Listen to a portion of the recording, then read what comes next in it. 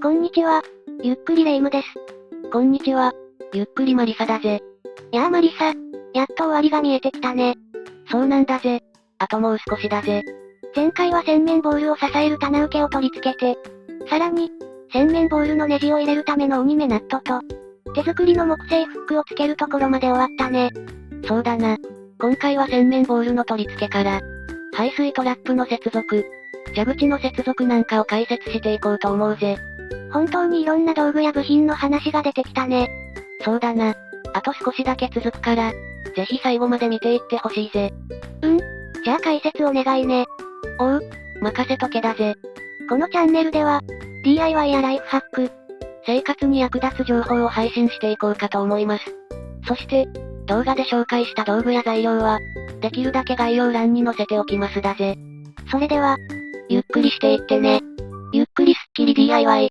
左右の棚受けと真ん中の手作り木製フックを取り付けたわね。そして鬼目ナットも入れたね。そうだな。左右の棚受けと真ん中の木製フックで、洗面ボールの重さは十分支えられるぜ。この棚受けにはネジ穴があるけど、そこにネジか何かをつけるの？最初は両面テープを使おうかと思ったけど、この棚受けには特に何もつけなくても、鬼目ナットのネジを締めれば、しっかり固定できるんだぜ。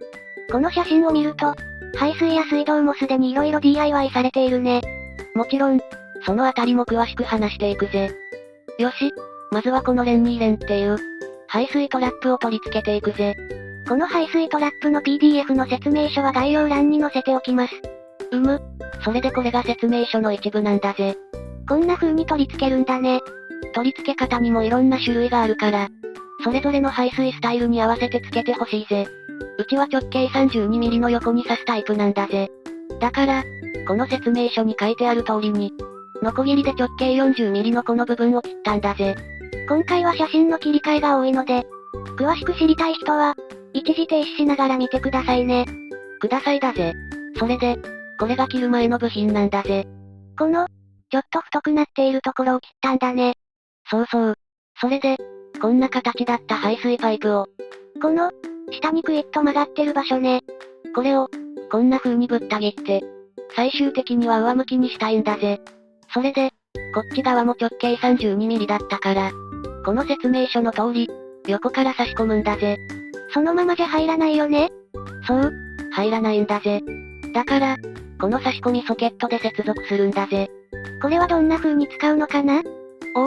これはな、中のゴムが両端のネジを締めることで、パイプをしっかり締め付けて、漏れを防ぐ仕組みなんだぜ。取り付けると、こんな感じになるんだぜ。それで、これ切れっ端を手に持ってるけど、切った方を差し込みソケットに差したんだね。そうだぜ。この太い部分を切ったら、32mm 同士になるからなんだぜ。なるほどね。よし、これが洗面ボールに排水トラップを、とりあえず全部くっつけた状態の写真だぜ。それで棚受けに乗せて。ついに洗面ボール設置だね。そうだぜ。そして付属のスペーサーとワッシャー。多分そんな名前だったかな？それと白いプラスチックの筒を使って、概要欄に載せてる六角ボルトで、洗面ボールを固定するんだぜ。ボルトを締め締めしてるね。やっとこの瞬間が来た。締めたんだぜ。穴から地上の光が。いや、それは地上の光じゃなくて、蛇口を通すための穴なんだぜ。それで前にも説明したけど、こんな感じで、洗面ボールの穴の先にある、鬼目ナットに六角ボルトを入れたんだね。そうだぜ、ここに木の骨組みを入れたんだぜ。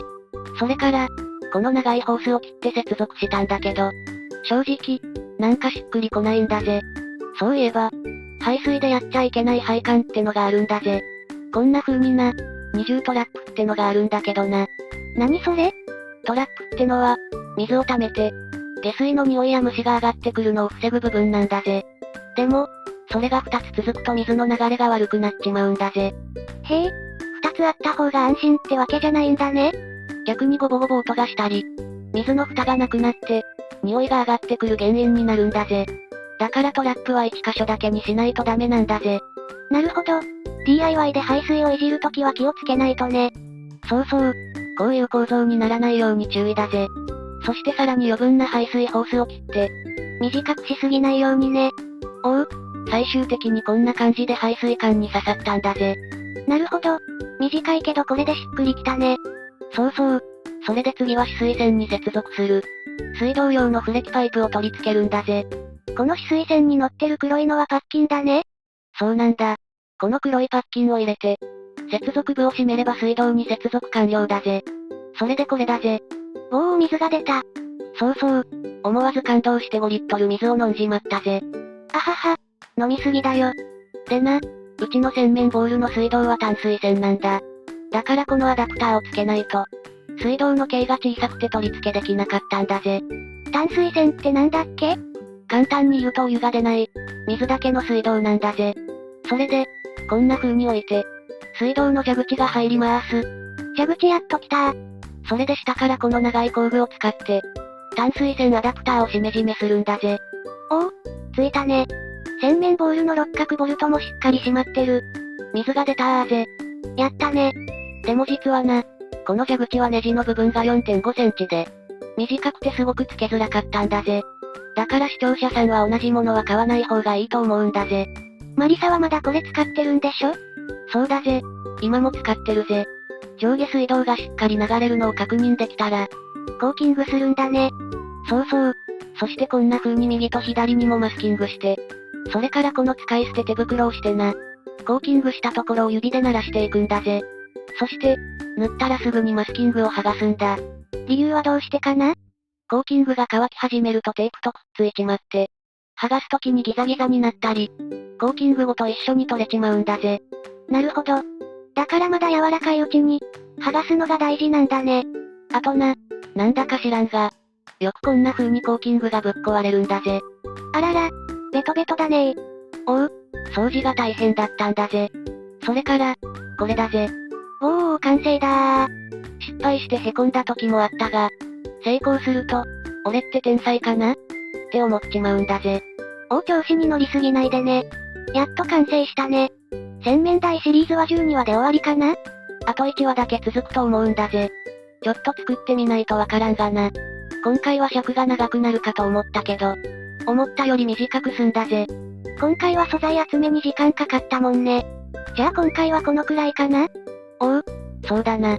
このチャンネルは、不定期で更新しています。